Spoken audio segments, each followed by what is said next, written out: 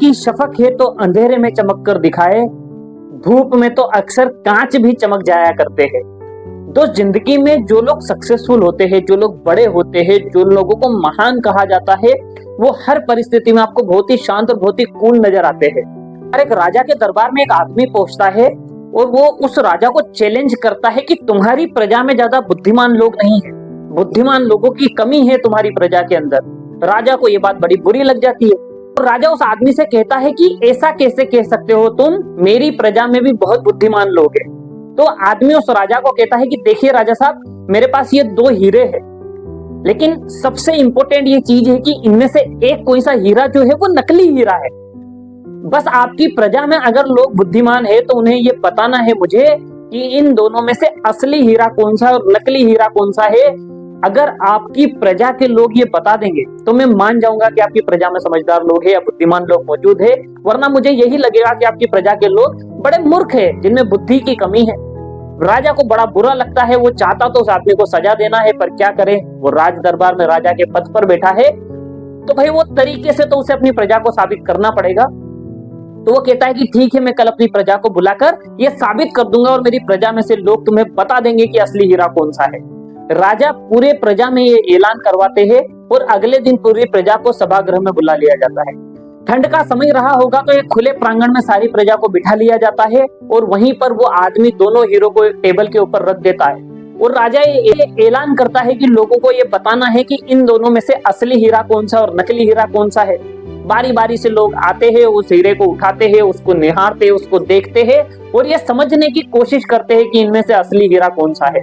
लेकिन लोग बड़े कंफ्यूज होते हैं क्योंकि उन दोनों हीरो का जो साइज था, उनका जो वजन था, उनका जो शेप था, उनकी जो चमक थी, लगभग एक जैसी थी।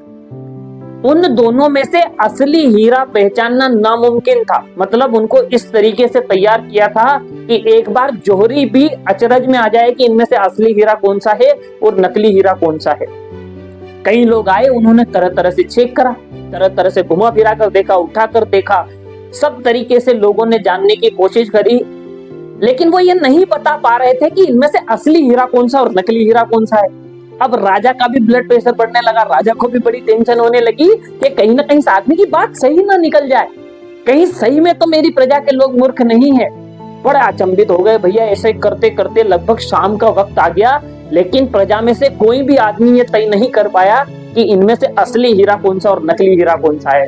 अब तो राजा की भी टेंशन बढ़ने लगी कि कहीं ना कहीं मैं इस आदमी से इस बात पर हार जाऊंगा कि मेरी प्रजा के लोग समझदार है, क्योंकि मुझे तो ये लगता था कि बड़े बुद्धिमान लोग हैं, पर ये तो बता ही नहीं पा रहे कि हीरा असली कौन सा और नकली कौन सा है। अब क्या किया जाए? तो प्रजा में से एक अंधा आदमी खड़ा होता है और वो अंधा आदमी राजा साहब से आग्रह करता है, उनसे निवेदन करता है कि राजा साहब, अगर आप मुझे एक मौका दे तो मैं बताना चाहूंगा कि इनमें से असली हीरा कौन सा है और नकली हीरा कौन सा है। प्रजा के सब लोग इस बात पर हंसने लगते हैं। उन्हें लगता है कि जब हम देख सकते हैं, हमें ये नजर आ रहा है, हम नहीं बता पा रहे, ये अंधा आदमी कैसे बताएगा कि असली हीरा कौन सा और नकली हीरा कौन सा है। अब पर राजा तो क्या करे, राजा भी परेशान, क्योंकि कोई भी बता नहीं पा रहा था। अब वो कहावत आपने सुनी होगी कि भैया डूबते को तिनके का सहारा। अब भले वो आदमी अंधा था, पर राजा को लगा कि भैया ठीक है, एक कोशिश तू भी करके देख ले, अगर तू बता देगा तो कहीं ना कहीं हमारे प्रजा की, हमारे राज्य की इज्जत बच जाएगी।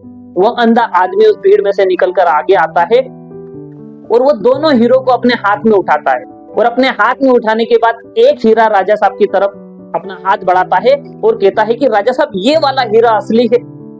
जो आदमी वहां आया था वो भी सोच में पड़ जाता है कि यार, ये आदमी जो बात कह रहा है वो बात सही है।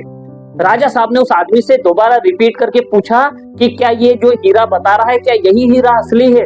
तो उस आदमी ने कहा कि जी राजा साहब। इस अंधे आदमी ने एकदम करेक्ट जवाब दिया है, इसने करेक्ट जज किया है, यही वाला हीरा असली हीरा है। अब राजा, प्रजा, वो आदमी सब अचंभित हो गए कि यार, सब में से कोई नहीं बता पा रहा था, इस अंधे आदमी को कैसे समझ आया? कहीं इसने तुक्का मारा और वो तुक्का तो सही नहीं निकल गया। तब उस आदमी ने राजा साहब को कहा, बुजुर्ग आदमी था, अंधा था, जीवन का अनुभव तो था उसके पास।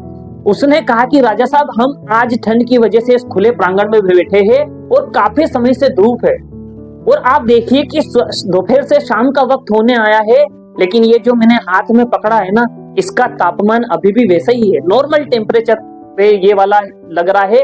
लेकिन ये जो दूसरा है ये हीरा हो ही नहीं सकता, क्योंकि इसकी गर्माहट बताती है कि ये कांच का टुकड़ा है, इस पर थोड़ी सी धूप गिरी और ये गर्म हो गया। तो दोस्त जिंदगी में भी यही होता है। कुछ लोगों की जिंदगी में जब उतार चढ़ाव आते हैं, चैलेंजेस आते हैं, विपरीत परिस्थितियां आती है, वो एकदम शांत सहज बने रहते हैं और अपने लक्ष्यों की तरफ आगे बढ़ते रहते हैं। लेकिन कुछ लोग हैं जिनकी जिंदगी में थोड़ा सा उतार चढ़ाव आता है, वो अपना आपा खो देते हैं, अपना टेम्परेचर खो देते हैं, छोटी छोटी बात पर परेशान हो जाते हैं, गर्म होने लगते हैं, क्रोधित होने लगते हैं, गुस्सा होने लगते हैं और अपनी जिंदगी में कभी वो मुकाम पा ही नहीं पाते जहां वो पहुंचना चाहते थे। तो दोस्त, हीरे की शफक हो तो अंधेरे में चमक कर दिखाए, धूप में तो अक्सर कांच भी चमक जाया करते थे। तो दोस्त, अपने आप को हीरा बनाओ, हीरे की क्वालिटी लेकर आओ, तभी आप जिंदगी में वो अचीव कर सकते हो जो आप अचीव करना चाहते हैं।